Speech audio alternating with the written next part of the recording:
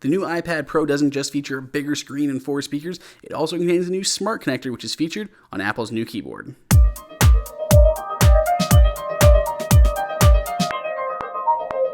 Apple seems to have felt a lot of competition from the Microsoft Surface tablets because they do have that really fancy keyboard that you can buy alongside. So that way, when Apple introduced their new iPad Pro, their 12.9-inch monster of a tablet, they included an iPad Pro smart keyboard.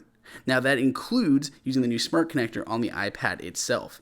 Basically, this is just a smart cover with a keyboard built in. So as far as like the materials go, the back material, it's the same kind of rubbery feeling material that you would find on any Apple smart cover. It does not come in any leather options like their smart covers do. It's just that kind of rubbery material. When you open it up, you're going to have some basic paperwork saying, hey, you bought a smart cover. Here are your terms and services that you kind of abide by. And then you actually have the cover itself. The first thing that I noticed is it was very thin as well as pretty hefty. Now the smart covers themselves are actually kind of hefty, especially with that material and the sturdiness that they bring because they are meant to stand up for quite a while, especially compared to that first generation cover that Apple made for the iPad. That wasn't great. But they do have this new smart connector, which on the cover is basically just 3 little pins that will depress in when magnetically attaching to the iPad. As far as on the iPad, it looks kind of like the inverse of that, which would be 3 round circles that those little connectors will connect to. The cover itself will connect to the side of the iPad the same way as all of Apple's other smart covers. Now, this is just a smart cover and not a smart case, so this will not cover the back of your tablet. So if you're looking for something that offers a little bit more protection, there are options out there from Logitech. Logitech was the only other company to introduce a smart connector type keyboard to go along with the iPad Pro. Bridge, another really popular keyboard company, they did introduce an iPad Pro keyboard. However, it's using Bluetooth and not the smart connector. Because it has that smart connector, it does not have to charge or anything. It can simply be plugged in and power itself off of the iPad. Now, it does hold it up very nice and very sturdy when you are going to be using the keyboard itself. The keyboard contains 64 keys, and unfortunately it does not contain any iPad-specific function keys. A lot of them will contain like a home button, but instead of including a home button, they use regular shortcuts, so Command-Shift-H would take you to the home screen. Unfortunately, it's not as kind of seamless as other ones out there on the market, but this is going for a standardized keyboard. It's got a Command key, an Option key, Control key, the same as a keyboard would for your Mac.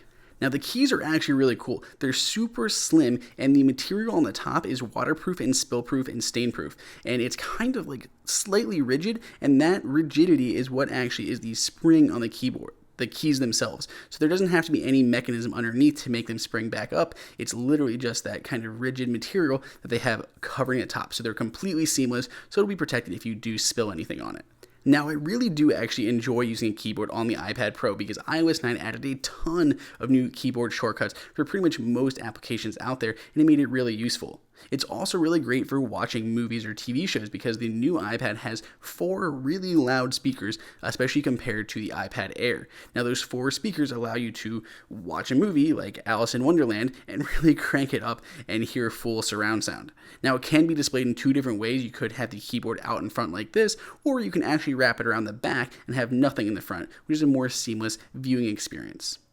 One kind of issue I had with it, and this is kind of un-Apple-like, is on the front of it, when it's completely closed, it's not even. It's slightly offset, which really doesn't matter because it's not being set on its face, it's being set on its back, but it is just kind of different for Apple to do it that way. As far as pros and cons go, pros use that smart connector, which means no charging, no Bluetooth. It literally powers itself from the iPad itself, and it's super thin. The material itself comes in at only 3.2 millimeters, and that's with the polyurethane on top, the conductive fabric in the middle, and the microfiber on the bottom. All that together means it's waterproof and stain-proof, so if you spill anything on it, you don't have to worry. And lastly, it's magnetic, which I really like because I hate cases so much. And if you don't want this on there, you can simply fold it up and use it as a cover, or just pull it off really easily with that magnet, and you don't have a case on your tablet at all anymore. Now, as far as the cons go, price. Let's put that out there. Price is slightly a bit of a con because it's $169 unless you find it on sale. So it is quite pricey. Even the other ones out there in the market are still kind of expensive, but this still feels very expensive. Weight, it does definitely add to your iPad, But if you look at the ones from Bridge or Logitech, they are definitely going to be adding weight as well. So they may add even more than this one does. So that's probably a trade-off you're going to have to make with any keyboard. The keys are slightly shallow, which I kind of got used to them, but right away you're going to take a little bit of, you're going to mess up a little bit.